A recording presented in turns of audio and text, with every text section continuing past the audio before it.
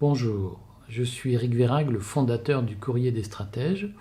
Je vous présente tous mes vœux pour la nouvelle année 2021 et je voulais aussi vous dire que je suis très heureux de commencer une rubrique hebdomadaire vidéo sur le site d'Agora, qui est mon site préféré. Nous nous retrouvons déjà chaque semaine pour une chronique écrite. Nous nous retrouverons à partir de cette année pour une chronique vidéo.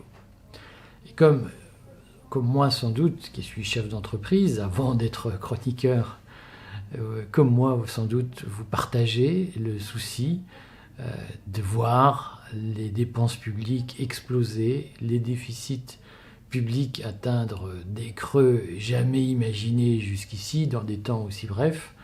Comme moi, vous savez que ça signifie imposition confiscatoire pour les épargnants, pour les entrepreneurs, dans les années à venir.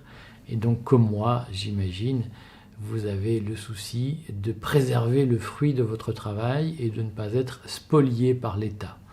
Ça signifie quoi concrètement? Ça signifie tôt ou tard besoin de s'expatrier ou en tout cas besoin de se mettre à l'abri en attendant des temps meilleurs. Alors, je l'ai écrit plusieurs fois d'ailleurs, je suis convaincu que la France retrouvera dans les années à venir le chemin de l'orthodoxie budgétaire, mais qu'elle aura besoin de passer par un épisode que j'appelle la tentation maduriste, c'est-à-dire l'envie de prendre l'argent là où il se trouve, comme certains disent, pour éviter d'avoir à faire des efforts, pour éviter d'avoir à diminuer les dépenses publiques.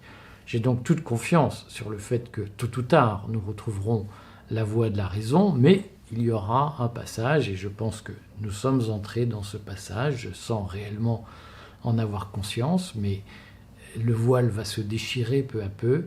Nous allons avoir un passage maduriste, de solidarité, de transfert des richesses, de confiscation des richesses, d'imposition massive sur tout ce qui peut être imposé, y compris l'immobilier.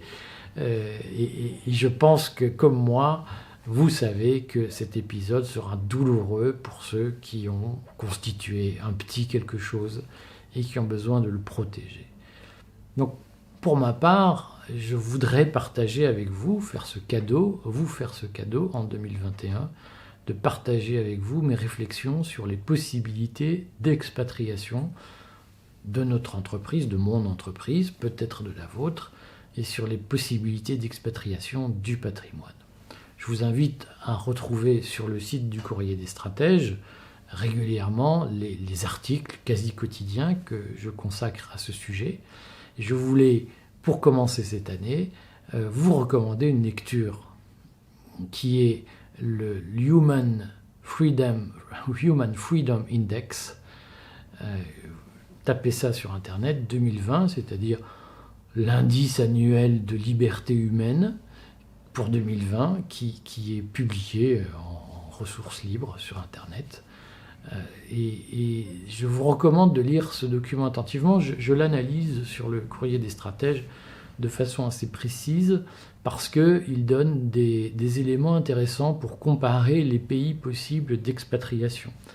Et si vous me permettez de donner ce premier conseil aujourd'hui, je pense que pour réussir une démarche d'expatriation, la première chose qu'il y a à faire, c'est de comparer les possibilités et de chercher celle qui nous convient le mieux, parce que tous les pays ne sont pas forcément adaptés à tout le monde. Certains se sont très bien sentis en Grande-Bretagne, d'autres, pour des raisons fiscales, ont préféré la Belgique, d'autres iront plutôt en Allemagne, certains au Liechtenstein, en Suisse, au Luxembourg, d'autres préfèrent le Costa Rica. Il peut y avoir de nombreuses solutions. Mais certains qui sont allés en Belgique, qui sont exilés en Belgique, ne seraient jamais allés au Costa Rica réciproquement. Ce qu'il faut, c'est prendre le temps de trouver la destination qui nous convient et qui nous permet d'éviter l'enfer fiscal actuel et futur que constitue la France. Donc, lisez cet index avec cette question qui est « c'est quoi le pays qui m'irait bien ?» Je vous recommande de mettre en avant un critère fondamental qui est celui du respect de l'état de droit. Parce que j'entends de toutes parts des gens qui disent « moi je tente l'Afrique ». J'adore l'Afrique et moi-même je suis tenté par une expatriation en Afrique, en tout cas au sud de l'équateur, plutôt côté océan Indien, mais je pense que ce sont des pistes intéressantes. Simplement, il faut se souvenir que l'Afrique, c'est génial quand tout va bien. Mais on n'est pas à l'abri de règlements de compte politiques, de changements politiques circonstanciels, d'élections nouvelles, de coups d'État, de choses de ce genre.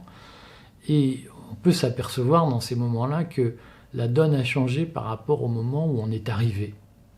Et quelques années après son installation, on peut vivre des moments plus douloureux, surtout si on a une entreprise et on a une activité sur place. Et donc il y a un critère qui est important à retenir pour choisir son lieu d'expatriation, c'est le respect de l'état de droit, et notamment la question de l'impartialité de la justice et de l'impartialité de l'État. Car le pire, c'est lorsque, pour des raisons politiques, l'État dans lequel vous êtes installé décide de faire main basse sur votre entreprise, main basse sur votre maison, main basse sur les biens que vous avez acquis sur place, et de saisir tout ce que vous avez pour se venger d'on ne sait quoi. Il y a parfois de très mauvaises raisons, d'excellentes raisons de le faire. Je vous recommande donc de lire le Human Freedom Index 2020, de lire mes articles d'analyse de cet index, pied à pied. Je compare progressivement les pays européens à partir notamment de cet index, mais pas que. Et je vous recommande de lire cet index attentivement en suivant les critères d'état de droit qu'il met en avant, qu'il suit et qu'il compare pays par pays, parce qu'en réalité, la première chose qui compte dans l'expatriation, c'est quand même de se trouver en situation de sécurité juridique par rapport aux activités qu'on veut y mener là-bas, qu'il s'agisse juste de prendre sa retraite, juste de protéger ses avoirs ou de développer une activité locale pour avoir un autre mode de vie et d'échapper à cette fameuse fiscalité française dont on dit tant de mal. Voilà. Petit conseil de la semaine, lisez cet index. Lui, ce que je vous propose, c'est que la semaine prochaine, on reviendra sur quelques pays.